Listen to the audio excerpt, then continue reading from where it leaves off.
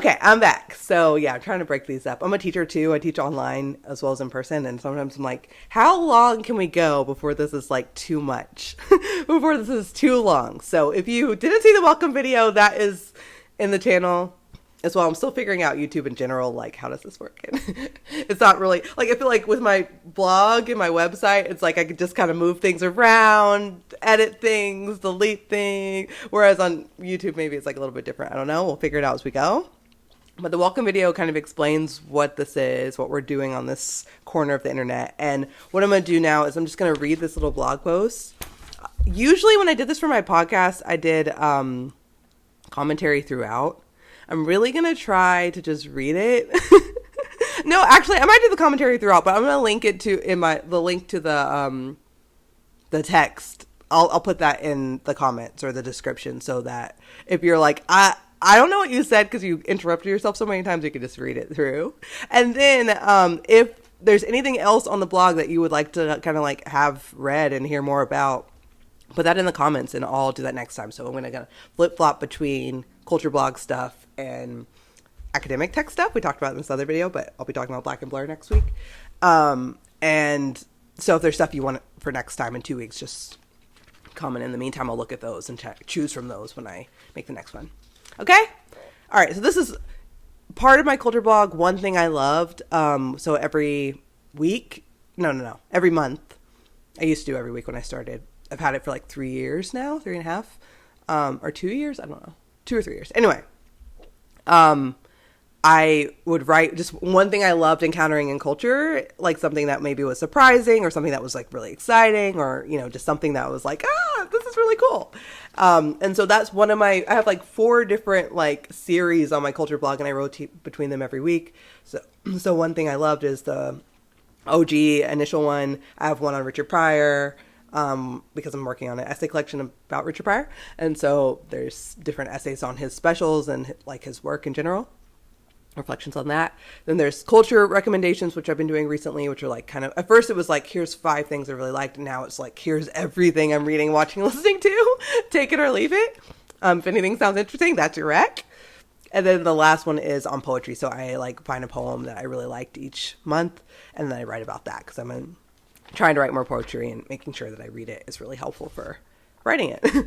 Okay, so this is Where Is My Husband? I mean, obviously, maybe you know the song. I guess I can't sing that much of it, but you know the song. You can look it up.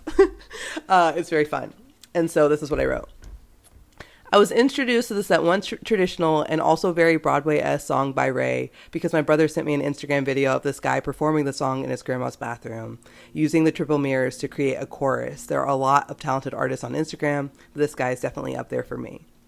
I hadn't heard the song before, but later walking home, it came up on a playlist I was listening to, and without the incredible performance of someone creating a chorus using a bathroom mirror to distract me, I was able to more fully hear the song itself.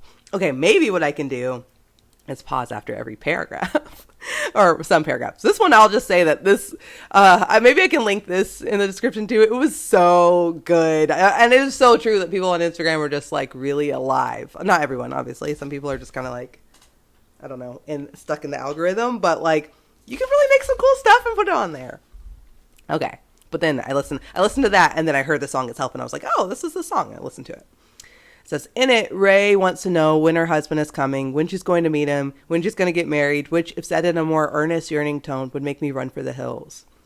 When I was younger and very Christian, this was all many of the women I knew were talking about. I went to a Baptist college and there was the whole idea of ring by spring and getting an MRS degree, going to college just so that you can meet a guy who's probably going to have a good job and marry him.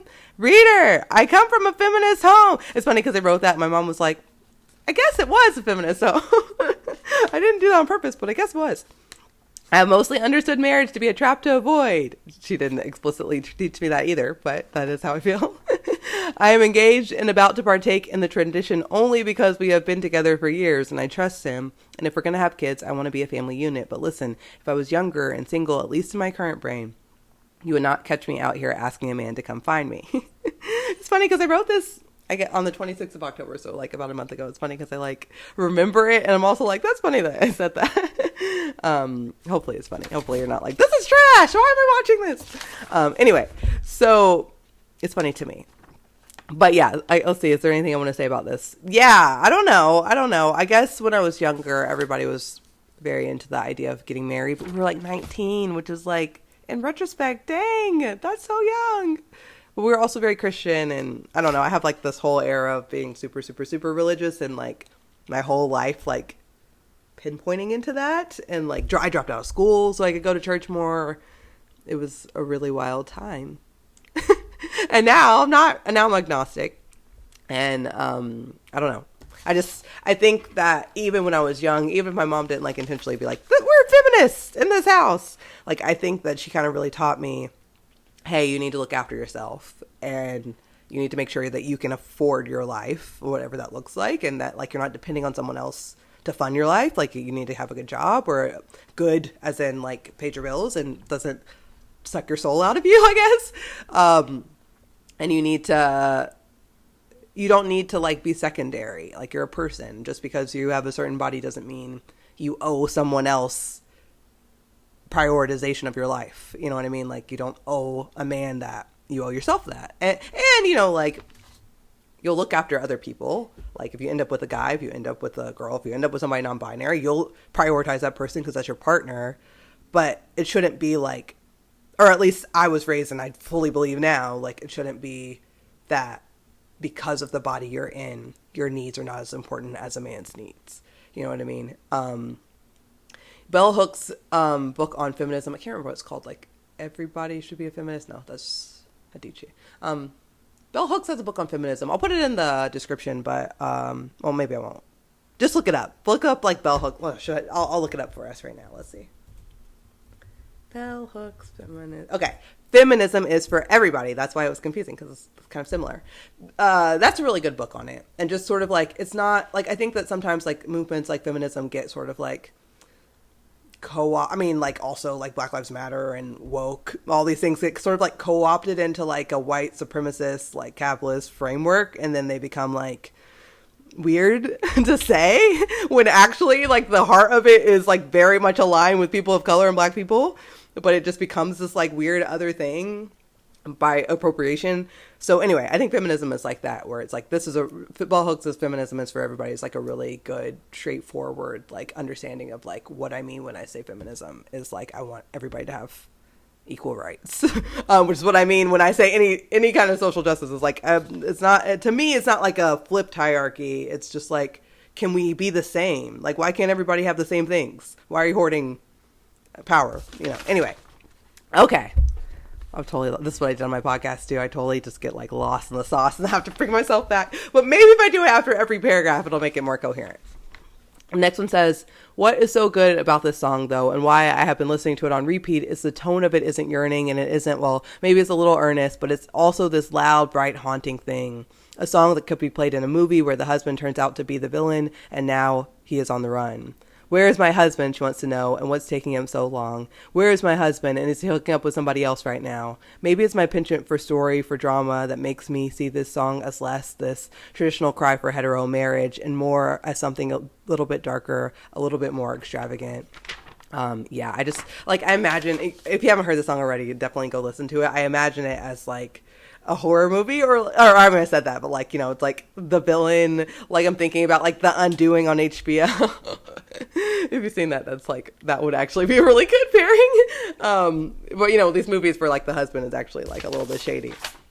Okay, the next paragraph says, the music video is this weird fever dream where she's part retro pop singer, as the opening shot announces, dancing and singing in black and white, and then running after this guy who is slowly and mysteriously walking down a hallway. Whenever she catches up to him, she ends up right where she started, and then finally she does get a hold of him, but he disappears, leaving just his coat behind. Then there's a couple in wedding clothes, but they're just mannequins, and the whole thing is kind of weird and haunted until she realizes that she has to find herself to find love. Some man has written this message in a book she reads, a book that might also be the Bible. Yeah, so the music video, which you could probably find on YouTube, where maybe you are now watching this, is very surreal. And that's kind of what I liked about the song in general, is like it feels playful and weird and imaginative and haunting and dark and like all these things that makes it not just like, I want to be married, please, which might also be an honest want, but like makes it a little bit like edgier, a little bit more alternative, a little bit more like, yeah, I want this, but also I just like there's more going on, right? Why do I want this? Is this a dystopia in and of itself? Okay, so she says, okay, so maybe this is a kind of traditional, kind of Christian song, and traditional Christian culture weirds me out as a queer person, as a feminist, and as someone who believes everyone should be able to do what feels true to them as long as they're not putting someone else in harm's way. Maybe the essential idea of the song is too traditional, but perhaps the reason the guy performing it in his grandma's bathroom resonated with Where Is My Husband, and the reason it was on that playlist where I found it, and the reason why after I listened to it one time, I listened to it 10 times, is because it goes beyond this trad Wi-Fi and its energy and its strangeness and its willingness to go all the way out in a world where people are mostly trying to play it cool, to keep their cards close to their chest and fit in. RAYE in this song instead screams her angsty feeling from the proverbial rooftops, wondering publicly while dancing, hey, I'm lonely, when is this feeling going to end? And I definitely resonate with that. Like, I'm engaged and been with my partner for like 3.5 years almost, which is cool. I remember like seeing people who have been dating that long and just being like, that's crazy. And I also saw this meme or tweet or I don't know, screenshot on the internet that was like, when people who've been together for 3 years or longer break up, it makes me feel really scared. And I just like, I don't know, I remember feeling like that was so long, and now I'm like, I'm in it and it feels so powerful to sustain, or it's like this big thing that we've built, like we've built our own culture, our own big thing. But before that, I was single for a really long time. I was very afraid of commitment after dating in college, and I was also drawn to people who were afraid of commitment, and not in like a mean way where like we weren't respecting each other, but just kind of like in a way that we're like, this is both as far as we could go, like we can't go all the way. And I think that like eventually I'd be like, oh, I actually want to go all the way, this is boring, you know. But it took a while because the people who wanted to like be with me, I was like very afraid of because I didn't want to like get into something scary. And then the people who were scared to be with me, I kind of eventually was like, what are we doing?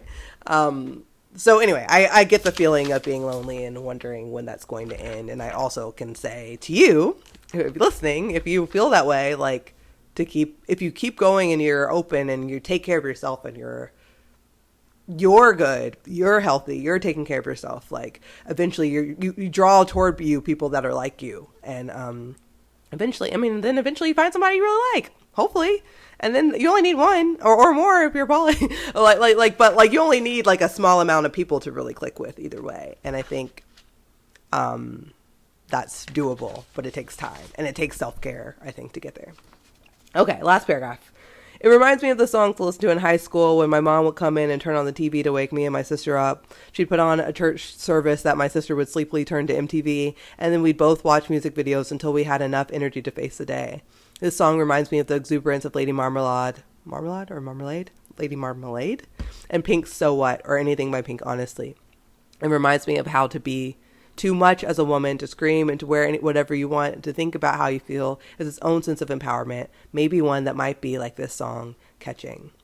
Yeah, so that's that. I write these every week. You can, if you go to my website, there's a way to like subscribe if you want them in your inbox. I'll put both the latest video and the latest blog post on there.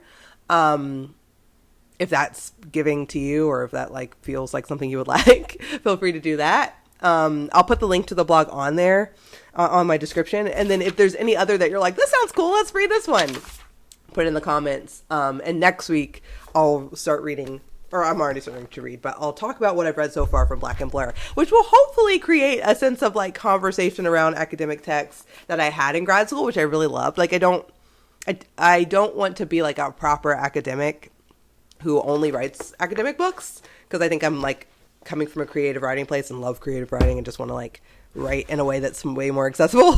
But I love reading it. It just makes especially Black text, like it just makes my brain tick. So hopefully we could be in conversation with that.